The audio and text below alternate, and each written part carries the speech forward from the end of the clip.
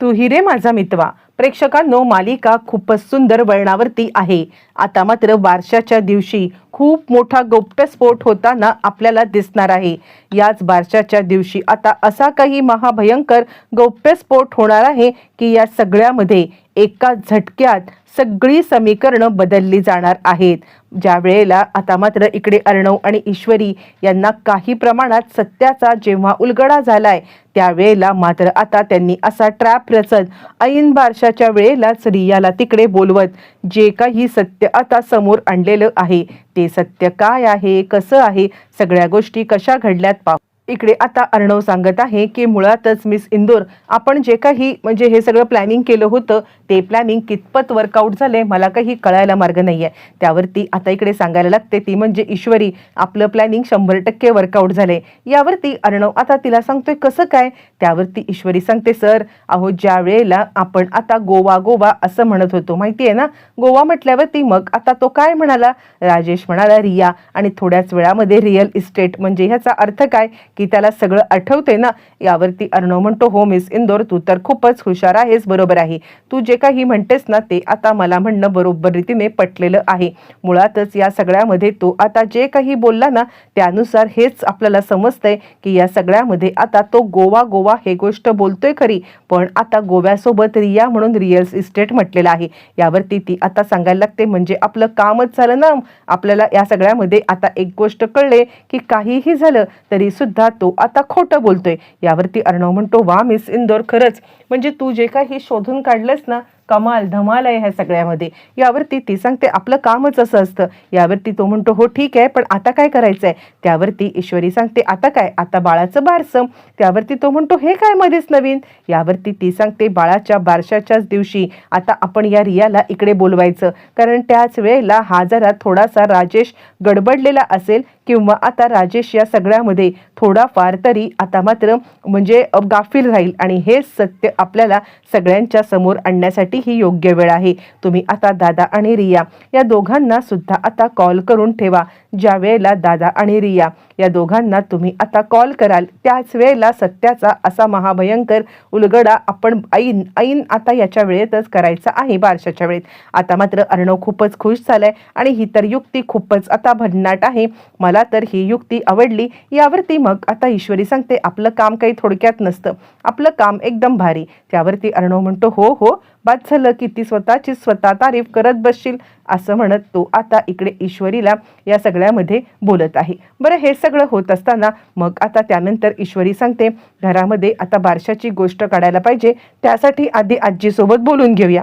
अर्णव आता सगळेजण बसल्यावरती मग आता मामा विषय काढतात. माझ्या डोक्यात एक प्लॅन आहे. आता खरं तर मामा या सगळ्या अर्णव ईश्वरीच्या प्लॅन मध्ये सामील आहेत आणि त्यावेळेला मग आता मामा म्हणतात अरे पण रॅपिड फायर राऊंड मधून तुम्हाला असं काय कळलंय की ज्याच्यामुळे आता तुम्ही हे सगळं बोलताय. असं म्हटल्यावरती मग आता अर्णव आणि ईश्वरी त्याला त्या रिया नावाचं प्रकरण सांगतात आणि मामाला तर आता 440 वोल्टचा झटका बसतो. काय म्हणजे आता हा राजेश इतक्या खालच्या थराला गेलाय. मला तर वाटत होतं की फ्रॉड आणि हे सगळं करतोय, पण तो आता हे सगळं करत आहे ना, तर आता मी तुमची मदत करणार. म्हणजे रिया नावाची मुलगी आता ही त्याच्या सोबत गोव्याला गेली होती, तर त्याचं भांड फोडणं हे आता कंपल्सरी आहे. त्यावरती ईश्वरी सांगते पण मामा हे सगळं करत असताना आपण आधी आता अंजलीताईंना काहीच कळणार नाही ना, या गोष्टीची खबरदारी घेऊया.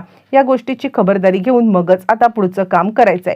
यावरती मामा म्हणतात बिलकुल चिंता करू नकोस, आता काय करायचं ते माझ्याकडे सोपव. बारसं कसं अरेंज करायचं ती गोष्ट माझ्याकडे लागली आणि आता बाकी कसं मॅनेज करायचं त्या रियाला आणून रियाला आणून त्या राजेशचं भांड कसं फोडायचं हे तुमच्याकडे लागलं. मामांनी एक बाजू सांभाळल्यामुळे या दोघांना आता सोपंच. मामा आता म्हणायला लागतात पण कमालच आहे ह्याची, हा आता या सगळ्यामध्ये इतक्या महाभयंकर गोष्टी करू शकतो, खरंच मला काहीच कळायला मार्ग नाहीये.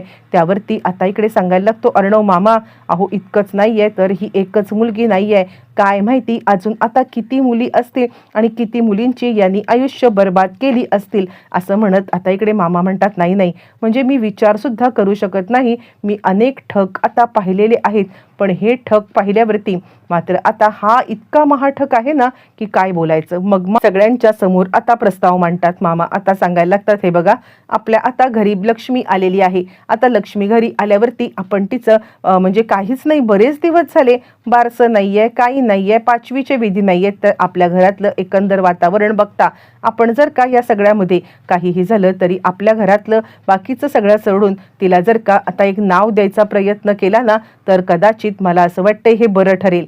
म्हणजे कसं आहे, आपल्या घरामध्ये छोटी सात्विकाच आलेली आहे, अर्णवची आईच या घरामध्ये आलेली आहे आणि त्यामुळे आपण बारशाची जय्यत तयारी करूया. यावरती आजी म्हणते, बरोबर बोलतोयस तू. अरे खरं तर आपल्या घरातलं एकंदर वातावरण बघता माझ्या आता लक्षामध्ये या गोष्टी आधीच यायला पाहिजे होत्या, पण आपल्या घरातल्या या सगळ्या गोंधळात राहूनच गेलं. त्यावरती आता मात्र आजी सांगायला लागते, एक काम करायचं आहे ईश्वरी आणि अर्णव, मी तुम्हाला दोघांना या सगळ्याची तयारी सोपवते. पण काय, इकडे मात्र आता सांगायला लागते, हे बघा काही गरज नाहीये, माझ्या बाळाचं बारसं आता करण्यासाठी मी समर्थ आहे. त्यावरती आजी म्हणते, बाद झालं हा अंजली, मी बराच वेळ तुझं आता सगळ्या गोष्टी ऐकत बसले म्हणून आता तू वाटेल ते आता बोलणार असशील ना तर मात्र या गोष्टींना काही अर्थ नाहीये. बाद झालं, एकदा मी सांगितलं ना, मी सांगितलंय तो फायनल शब्द.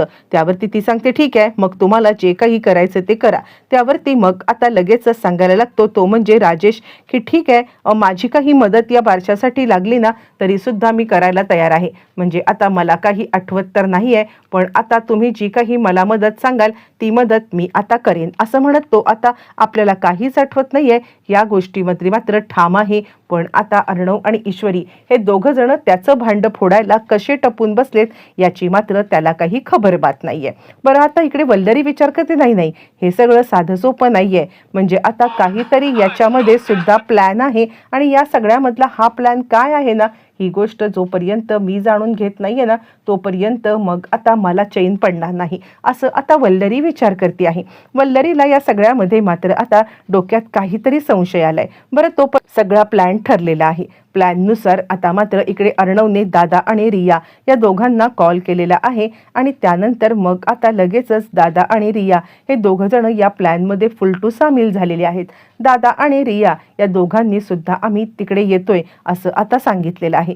ज्या वेळेला आता इकडे अर्णव सांगतो की बरोबर बारशाच्या वेळी यायचं, घरातलीच मंडळी असतील, पण आता त्याच वेळेला तुम्ही आता म्हणजे रियाला आधी पाठवायचं आणि रिया आल्यावरती मग ज्या वेळेला आता इकडे तो नकार देईल की मी काही नाही केलंय त्यावेळेला मात्र आता तेच काम करायचं जे आता मी सांगतोय, कळलं असं म्हणत आता एकदम भन्नाट प्लॅन झालेला आहे आणि या भन्नाट प्लॅनमध्ये आता मात्र अडकणार आहे तो म्हणजे राजेश. बरं ते सगळं झाल्यावरती आता इकडे बारशाची सगळी तयारी चालू होते आणि त्याच वेळेला मग आता इकडे राजेशला सांगायला लागते ती म्हणजे अंजली की हे बघा तुम्ही बाळाचे बाबा आहात, काही झालं तरी सुद्धा तुम्ही या सगळ्यामध्ये आता मात्र या बारशाला बसलात ना तर मला सुद्धा आनंद होईल.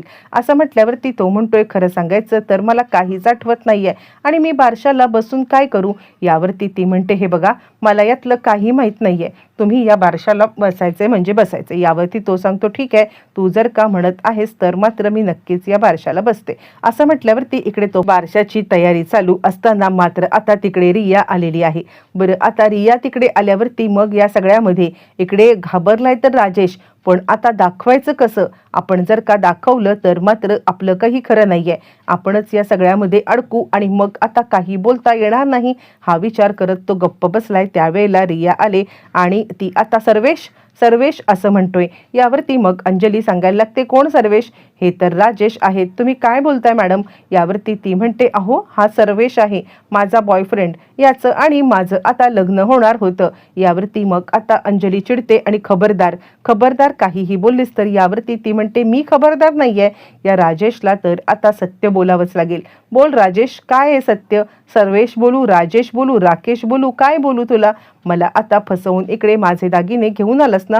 आता तुम्ही आता नेमकं त्याच वेळेला रियाचे जे दागिने असतात त्याच्यापैकी एक जो दागिना असतो छोटा हार तो अंजलीने घातलेला असतो आणि त्याच वेळेला ती आता सांगायला लागते, हा हे जे काही गळ्यामध्ये घातलेत ना हा आता दागिना माझा आहे. म्हणजे विचारा ह्याला, हा दागिना कुठून आणला? यावरती ती म्हणते यांनी मला भेट दिलाय. मग आता एका सेकंदात चिडलेली असते ती म्हणजे रिया. ती गोव्याचे फोटो त्याचबरोबर त्या दागिन्यांची रिसीट सगळं ज्या वेळेला दाखवते त्यावेळेला मात्र आता अंजलीच्या पायाखालची जमीन हादरलेली आहे. अंजलीला काय बोलावं काय बोलू नये काहीच कळत नाहीये आणि एका झटक्यात रियाने मात्र आता या सत्याचा उलगडा सगळ्यांच्या समोर करत ऐन बारशाला मोठा धमाका केलेला आहे.